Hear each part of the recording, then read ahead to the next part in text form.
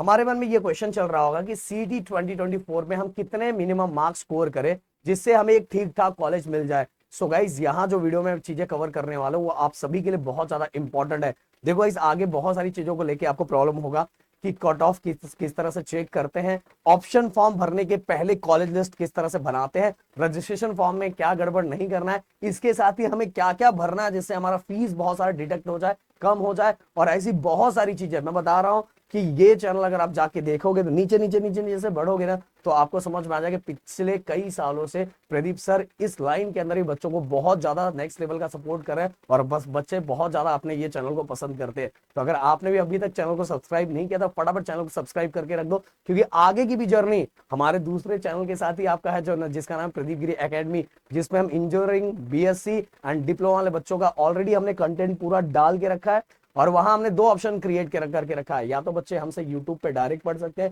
जो हमने पूरे कंटेंट डाल दिए हैं, और या तो बच्चे हमारे ऐप से भी पढ़ सकते हैं, तो वहां भी दो ऑप्शन क्रिएट करके रखा है। तो अब बात करते हैं कि मिनिमम कितने मार्क्स चाहिए। देखो गाइस कुछ चीजें मैं बताना चाहूंगा कि अभी अब आप थोड़ा थोड़ा आगे बढ़ोगे ना, जैसे आपके बहुत सारे बच्चों का भी एग्जाम बाकी होगा, जैसे एग्जाम सब खत्म हो जाएगा तो आप देखोगे कि बहुत सारे रिसर्च, बहुत सारी चीजें आपके सामने रखी जाएगी, बताई जाएगी। बट मैं एक चीज बताना चाहूंगा कि जिस तरह से रील और रियल लाइफ में फर्क होता है, उसी तरह से बहुत सारे डाटा जो आपके सामने रखा जाता है उसमें भी फर्क होता है, क्योंकि बहुत सारे डाटा जो होते हैं उनके वेबसाइट पे से निकाला जाता है, और जो वेबसाइट पे से निकाला जाता है तो क्या आपको लगता है कि कॉलेज के वेबसाइट पे वो सब डाटा सही है?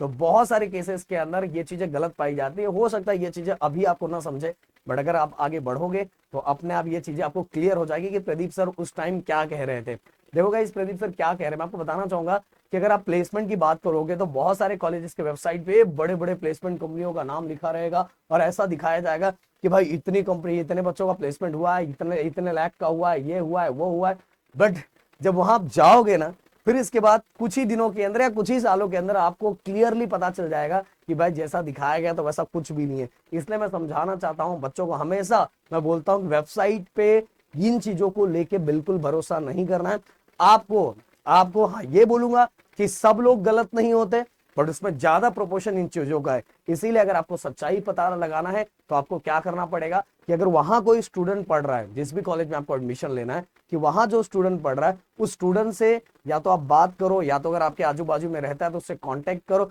सबसे सच्चाई बताने वाले वहां सीनियर्स ही होते हैं जो आपको वहां की सच्चाई बताएंगे, तो ये बात दिमाग में रखना। अब ये जो मैंने प्लेसमेंट की बात इसलिए की क्योंकि मैं यहाँ प्लेसमेंट से रिलेटेड ही कॉलेजेस के बारे में बात करने वाला हूँ। देखो गाइस अब मैं यहाँ तीन टाइप के कॉलेज की बात करता हूँ। एक सबसे टॉप कॉलेज, एक मीडियम लेवल का कॉलेज, एकदम लो कॉलेज जिसके अंदर प्लेसमेंट नहीं है, दिखाया जा रहा है पर प्लेसमेंट ना के बराबर है। तो अगर मैं मीडियम रेंज के कॉलेज की बात करूं तो मिनिमम मार्क्स कितना चाहिए मैं बताना चाहूंगा कि अगर आप ओपन में हो, अगर आपका कास्ट ओपन है तो आपको 90 से लेके 120 मार्क्स चाहिए, जिससे आपको ऐसा कॉलेज मिल जाएगा जिसका प्लेसमेंट 5 टू लेके 7 लाख तक आपको मिल जाएगा। बट गाइस वो आपके 4 साल की जर्नी पे भी डिपेंड करता है। अगर आपने अच्छे से किया तो आपको ये प्लेसमेंट स्टार्टिंग जैसे आपका एंडिंग खत्म हो उस टाइम आपको मिल जाएगा। और दूसरी बात, अगर मैं ओबीसी वाले बच्चों की बात करूं तो यहाँ 70 से लेके 90 मार्क्स अगर आपके आते हैं तो भी आपको ऐसा कॉलेज मिल जाएगा जिसका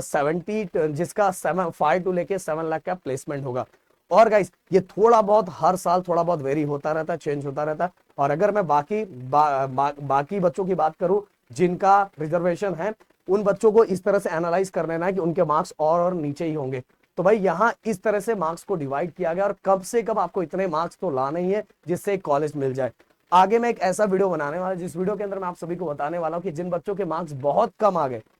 या तो बहुत कम आ रहे हैं या तो उनके एग्जाम्स अच्छे नहीं जा रहे, तो उन्हें किस तरह से डिसाइड करना है, उन्हें कॉलेज लेने के लिए क्या डिसाइड करना है, बेटर कॉलेज डिसाइड करना है कि कोर्सेज डिसाइड करना है, इसको मैं आपको पूरे प्रूफ के साथ और बहुत अच्छी तरीके से एक्सप्लेन करूंगा। अगर वो वीडियो आपको चाहिए तो प्लीज कमेंट करना और चैनल को सब्सक्राइब करके जरूर रखना। ऐसी बहुत सारी चीजें लाऊंगा जिसको आप ध्यान से सुनना, नहीं तो आगे जाके ना बहुत पछतावा होता है कि सर ने उस समय बताया था पर वो बातें मैंने ध्यान से सुनी नहीं थी। तो मिलते हैं नेक्स्ट वीडियो में। Thank you so much guys. जय हिंद एंड जय महाराष्ट्र दोस्तों।